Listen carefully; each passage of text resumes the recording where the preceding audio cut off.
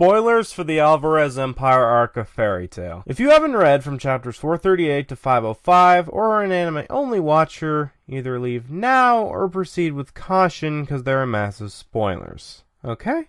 Let's begin. Character deaths. A concept that dates all the way back to when mankind first started telling stories. This can be a really big event in the story depending on which character dies. Hell, some of the best character deaths are the characters that almost the entire cast knows or cares about, because their deaths could either open up more routes for character development, more routes for character interactions, or even more story arcs than if they were to stay alive. And yes, it certainly sucks when it happens, but sometimes the characters gotta bite the bullet in order to tell more stories and create stronger characters.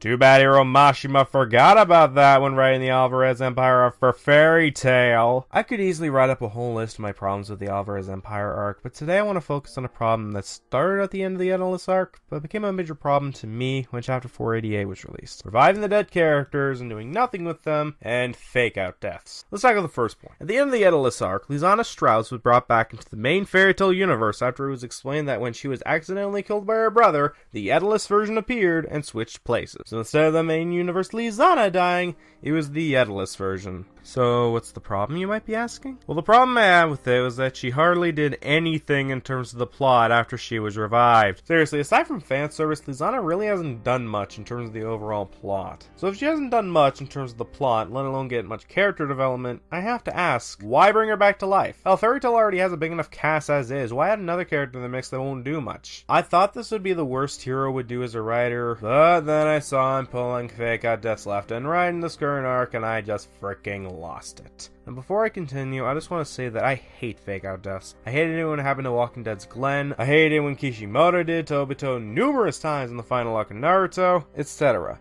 But back to Fairy Tail. Starting in chapter 488, we got a series of deaths that end up being reversed in either the next chapter, the same chapter, or 3 chapters later. We got Gajiel's death after he got sucked into another dimension that he couldn't escape from. We got Mira Jane getting blasted through the heart. And we got Juvia using blood transfusion magic, somehow, to save Gray's life. And what happened afterwards? Gajiel got teleported back into the main world in 491 because of a magic that reconstructed the area, which includes the portal that sucked Gajiel in. You know, the portal that closed 3 chapters prior to this. Mira Jane got her wound shrunk by Brandish, who was with 2 other Spriggans at the time. Juvia? Well, despite already being dead, and despite the emotional goodbye to Gray in 499, Wendy revives her somehow. Just somehow. So why do I consider this a big problem, you might be asking? Because not only are the circumstances for the revivals friggin' stupid, but it also hurts future suspense/tension when this shit happens. As I said previously, Gajiel was in another goddamn dimension at the time he came back, yet the reconstruction magic somehow teleported him back. That doesn't make any goddamn sense, especially when the portal was closed chapters prior to this event. It not only sounds really dumb, but it also made me question the point of it all. Mira Jane's was even more worthless because it literally happened in the same chapter she was quote-unquote killed.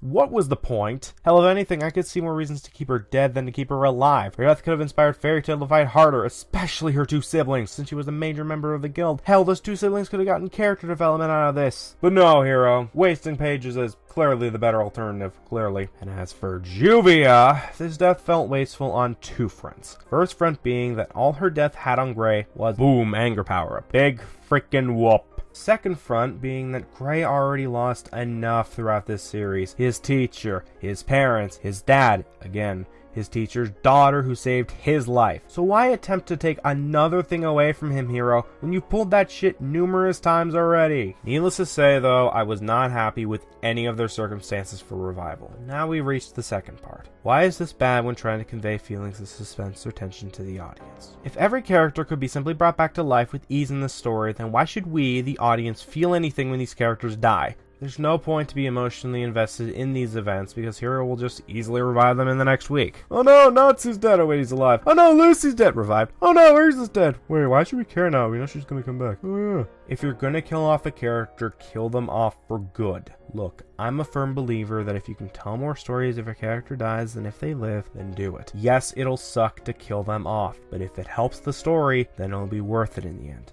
One defense that I've heard from fans about this whole thing is that Hiro wants a happy ending for his series. Okay, that's fine, but does he have to pull these fake outs to accomplish it? Hell, I'm not even saying he has to kill off all the main characters. That's ridiculous and it would alienate his readers. But what I am saying is that it's okay to kill off some characters. Hell, even those associated with the mains like Carla, Leon, and Lizana, and still have a happy ending. I hate to take a page out of someone else's book, but I agree with Don Bluth's philosophy on happy endings. You can have dark stuff in the story, but as long as there's a happy ending at the end, kids, or in this context readers, it'll make up for all the dark stuff that the readers had to endure to get to this ending. It's okay to take risks in the story. It's okay to kill off characters, especially if it helps the story. If you want to kill off, say, Makara, because there's a lot of potential story arcs in their development that can be created because of this, take it. Which leads into the recent event in chapter 505, where Makarov is quote-unquote dead. I'm going to cover this quickly because I've been rambling on for way too long on this. Look, if he lives, I won't be surprised one bit. That is all I have to say on this, so thank you all for watching, and have a great day.